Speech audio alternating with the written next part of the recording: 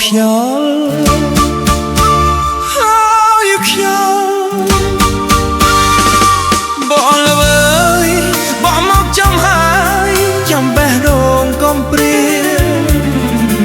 ធ្វើខ្យល់បកធ្ងន់ដោយខ្ញុំកំពុងយំទា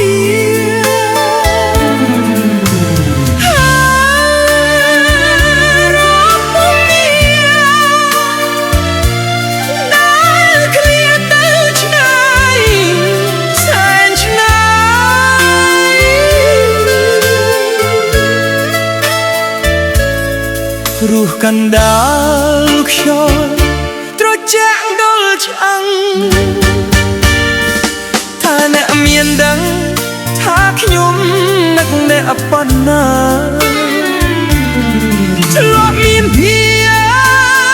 ពបោកក្ដៅទោះជីវិតជួបតែរឿងឈឺផ្សា